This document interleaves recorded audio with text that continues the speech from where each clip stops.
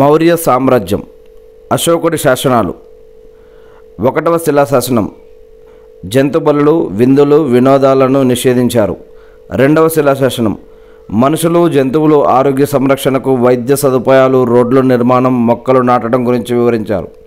3వ శిలాశాసనం అశోకుడు బ్రాహ్మణులకు, శ్రామణులందరికీ సమానమైన గౌరవం ఇచ్చినట్లు తెలిపారు. 4వ శిలాశాసనం అశోకుని ధర్మ ప్రచారాన్ని సూచిస్తుంది. జంతువుల పట్ల ఆదరణ, బంధువుల పట్ల ప్రేమ, అహింస పాటించాలని పేర్కొన్నారు. 5వ శిలాశాసనం అశోకుని సంక్షేమ కార్యక్రమాలు తెలియజేస్తాయి. 6వ శిలాశాసనం అన్ని సమయాల్లో అధికారులు ప్రజా సమస్యలను తమకు చెప్పుకోవచ్చని ప్రకటించారు. 7వ శిలాశాసనం మత సామరస్యాన్ని గురించి తెలియజేస్తుంది. కులాల మధ్య సామరస్యాన్ని తెలియజేస్తుంది. 8వ శిలాశాసనం ధర్మ యాత్రల ద్వారా గ్రామీణులతో నిత్యం సంబంధం కలిగి ఉండాలని తెలిపారు.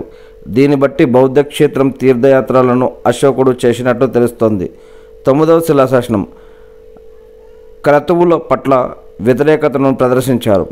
10వ శిలాశాసనం ప్రజలు సత్ప్రవర్తనను అలవర్చుకోవాలని కోరాడు.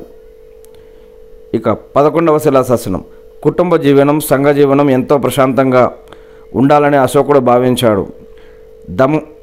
దమ్మును విస్తరించాలని తెలిపాడు. 12వ శిలాశాసనం మత సహనానికి ప్రాధాన్యం ఇచ్చాడు. 13వ శిలాశాసనం కళింగ యుద్ధం గురించి పేర్కొన్నాడు. దండయాత్రలకు బదులు ధర్మయాత్రలు చేపట్టాలని నిర్ణయించాడు. 14వ శిలాశాసనం అధికారులు న్యాయంగా, నిష్పాక్షికంగా వ్యవహరించాలని కోరాడు. కొండజాతి ప్రజల సంక్షేమం కోసం తీసుకోవాల్సిన చర్యలపై అధికారులకు, యువరాజులకు సలహాలు ఇచ్చాడు.